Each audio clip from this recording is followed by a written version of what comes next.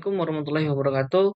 Perkenalkan, saya Pandu Wicaksono, NPM 23520017. Di sini saya akan mengerjakan tugas dari Bapak Tri, yaitu tugas peduli lingkungan tentang tema yang saya ambil adalah pemanasan global. Langsung saja kita mulai. Pemanasan global. Pemanasan global secara sederhana, pemanasan global adalah naiknya suhu bumi.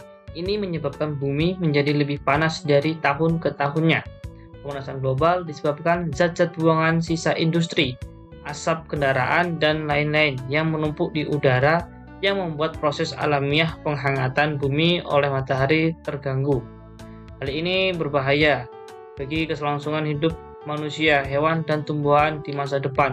Di dunia sendiri terdapat beberapa organisasi konsen terhadap global warming.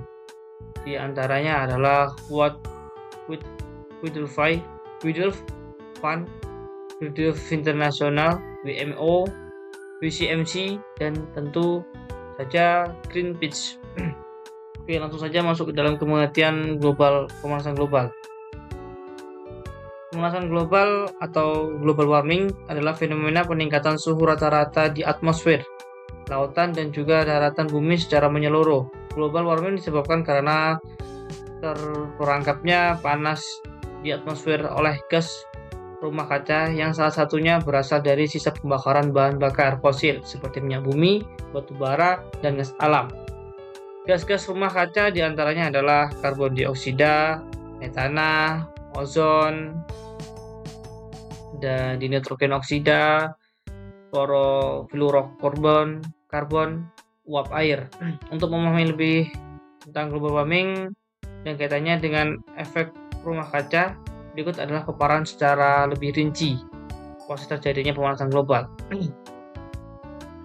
Proses terjadinya pemanasan global yaitu bersumber dari cahaya matahari. Cahaya matahari adalah sumber energi antara bumi, dan bumi mempunyai lapisan pelindung yang disebut dengan atmosfer. Salah satu tugas atmosfer adalah mengatur kadar cahaya yang masuk ke bumi. Ketika cahaya matahari akan masuk ke bumi, lapisan atmosfer akan memantulkan sekitar 34% dari cahaya tersebut keluar angkasa. Sekitar 19% cahaya matahari diserap oleh awan dan atmosfer, dan sisanya 47% cahaya akan masuk menuju ke permukaan bumi. Sebagian cahaya yang masuk ke permukaan bumi akan diserap oleh lautan dan tanah untuk diubah menjadi energi panas yang menghangatkan bumi. Sebagian cahaya lainnya akan dipantulkan kembali keluar angkasa dalam bentuk radiasi inframerah gelombang panjang. Masalah yang terjadi pada poin ketiga adalah ketika gelombang inframerah yang seharusnya terpantulkan lagi ke angkasa tertahan oleh gas-gas karbon dioksida, metana, yang memenuhi atmosfer. Akibatnya, gelombang inframerah tersebut terperangkap di udara dan sebagainya kembali lagi ke permukaan bumi. Inilah kemudian yang menyebabkan suhu bumi lebih panas dari keadaan normalnya. Proses terperangkapnya cahaya matahari oleh gas-gas rumah kaca ini kemudian dinamakan efek rumah kaca. Dari proses efek rumah kaca tersebut terjadilah penaikan suhu bumi yang kemudian disebut pemanasan global atau global warming. Penyebab pemanasan global. Penyebab pemanasan global berasal dari aktivitas manusia, entah itu dari kegiatan keseharian atau kegiatan industri. Selain itu, pemanasan global juga disebabkan oleh kejadian alam seperti misalnya gunung meletus dan lain-lain. Penyebab pemanasan global adalah efek rumah kaca yang telah dijelaskan di sub sebelumnya. Namun, proses tersebut tidak terjadi tanpa faktor-faktor penyebab di bawah ini, yaitu asap kendaraan bermotor. Mobilitas masyarakat yang tinggi mendorong penggunaan kendaraan bermotor yang lebih dalam keseharian. Emisi gas buang atau sisa hasil pembakaran dalam mesin yang mengeluarkan lewat knalpot menghasilkan zat karbon monoksida, karbon dioksida, nitrogen oksida, hidrokarbon yang turut menjadi penyebab terjadinya efek rumah kaca. Lalu yang kedua adalah kerusakan hutan. Kerusakan hutan disebabkan oleh banyaknya penebangan atau pembalakan liar, alih fungsi lahan hutan untuk perkebunan, serta pembekuan lahan untuk pemukiman. Seperti diketahui, hutan adalah paru-paru dunia. Ini dikarenakan pepohonan dapat menyerap banyak karbon dioksida dan mengkonversinya menjadi oksigen yang bermanfaat untuk manusia. Ketika pepohonan berkurang, maka fungsi penyerapan zat karbon dioksida pun berkurang. Lalu yang ketiga ada asap limbah industri. Asap limbah industri selain mencemari udara dan menyebabkan gas-gas efek rumah kaca, juga berbahaya bagi manusia. Asap yang ditimbulkan bisa menyebabkan infeksi saluran pernapasan akut atau ISPA. Lalu ada kebakaran hutan. Kebakaran hutan dan lahan atau karhutla juga menjadi penyebab pemanasan global. Kebakaran hutan biasanya disebabkan secara ilmiah seperti percikan api dari daun atau ranting kering atau pembakaran hutan secara sengaja dengan tujuan tertentu. Tempat pembuangan sampah. Tempat pembuangan sampah plastik dari botol, kantong kresek, dan lain-lain mengandung zat metana yang berbahaya. Selain dari sampah plastik, zat metana juga muncul dari emisi geologis seperti peternakan, penambangan, limbah zat cair, kotoran, dan pupuk kandang. Lalu apa dampak dari pemanasan global? Dampak dari pemanasan global yaitu adalah mencairnya es di kutub. Es di kutub berperan besar untuk memantulkan sebagian sinar matahari ke atmosfer. Dengan itu, pertempuran bumi tetap normal. Temperatur bumi tetap normal maksud saya. Semakin banyak es di kutub yang mencair, maka semakin hilang juga fungsi pemantulan tersebut. Lalu ada perubahan iklim dan cuaca ekstrim. Global warming mendorong terjadinya cuaca ekstrim. Contohnya adalah intensitas hujan yang tinggi dengan waktu berulang-ulang berdekatan. Ini berbahaya karena rentan menyebabkan banjir, terutama pada daerah perkotaan seperti Jakarta dan Surabaya. Dalam tingkat lebih parah, pemanasan global juga berdampak pada iklim suatu wilayah. Misalnya suatu wilayah akan mengalami musim panas kering berkepanjangan dan wilayah lain mengalami musim hujan yang berkepanjangan. Lalu yang ketiga, kepunahan spesies langka.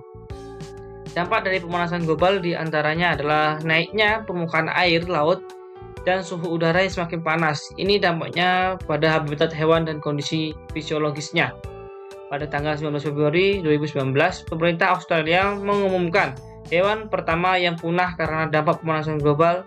Hewan tersebut bernama Brambly Kay, sejenis hewan pengerat yang berdiam di pulau kecil di Selat Torres. Penelitian menunjukkan bahwa hewan pengerat tersebut punah karena air laut yang semakin bergelombang dan sering menutupi celah-celah batu ataupun tanah yang didiami hewan mamalia tersebut. Selain juga faktor hilangnya sumber makanannya. Lalu yang keempat ada kebakaran hutan. Kebakaran hutan sering terjadi karena suhu yang semakin panas menyulut ranting atau daun kering di wilayah perhutanan. Percikan api kemudian menyebar karena hutan gersang berkepanjangan. Kebakaran hutan sering terjadi terutama di wilayah Australia dan Amerika. Kebakaran hutan berdampak banyak. Selain mencemari udara dan menyumbang gas rumah kaca, ia juga mengancam kehidupan satwa-satwa yang tinggal di area hutan. Seperti misalnya kasus kebakaran hutan di Australia beberapa waktu yang lalu menyebabkan binatang koala hampir punah. Lalu bagaimana cara mengatasi pemanasan global? Semua sepakat bahwa pemanasan global adalah suatu yang tidak bisa dihindari dan dihentikan secara menyeluruh. Ini dikarenakan pola hidup manusia yang juga sudah berubah. Hal ini bisa dilakukan untuk mengurangi proses pemanasan global itu sendiri, dimulai dari diri sendiri dan lingkungan sendiri. Berikut adalah beberapa upaya yang bisa dilakukan untuk mengurangi pemanasan global. 1. Melakukan pemeliharaan penanaman pohon. Menurut Thomas Crowther, ahli ekologi, penanaman pohon adalah solusi termudah dan cara terefektif mengatasi pemanasan global ini. Ini karena pohon dapat menyerap zat karbon dioksida yang terperangkap di udara. Lalu yang kedua ada mengurangi pemakaian kendaraan pribadi. Tingkat kendaraan pribadi, seandainya mungkin berpergian menggunakan kendaraan umum, 30 orang dalam satu bus lebih baik daripada 30 orang mengendarai kendaraannya masing-masing bagi bumi. Lalu yang ketiga ada menghemat penggunaan listrik. Listrik dihasilkan oleh pembangkit listrik dan membangkitkan listrik dihasilkan dari bahan bakar yang berasal dari minyak bumi, gas alam, atau batu bara. Dengan menghemat penggunaan listrik, kita berkontribusi pada pengurangan polusi yang berasal dari pembakaran zat-zat tersebut. Yang keempat ada meminimalisir penggunaan plastik. Dalam artikel di jurnal PLOS ONE, para peneliti menyimpulkan dalam produk plastik seperti botol air, sedotan, tas kresek, atau pembungkus makanan mengeluarkan gas etilena dan metana ketika terkena sinar matahari. Maka mulailah meminimalisir penggunaan bahan plastik sekali pakai dan menggantinya dengan produk yang bisa dipakai berulang. Bawalah kantong belanja sendiri ketika pergi berbelanja ke supermarket agar kita tidak menyumbang lebih banyak sampah di muka bumi. Lalu yang kelima ada menggunakan produk ramah lingkungan. Saat ini banyak produk yang menggunakan teknologi ramah lingkungan, dan mulai dari lampu, AC, mesin cuci, sampai motor listrik. Walaupun tetap menyumbang angka untuk pemanasan global, tetapi tentu jumlahnya lebih sedikit dibanding produk pada umumnya. Lalu yang keenam ada jalankan pola hidup sehat dan hemat. Pola hidup sehat misalnya seperti bersepeda atau berjalan kaki ketimbang mengendarai kendaraan bermotor. Selain itu, kita harus berhemat, belilah barang yang seharusnya dibeli. Jangan sampai tidak memakai barang dan menjadi limbah yang mengotori lingkungan. Demikian penjelasan artikel tentang pemanasan global dari saya. Saya akhiri. Saya mohon maaf bila masih banyak kesalahan. Wassalamualaikum warahmatullahi wabarakatuh.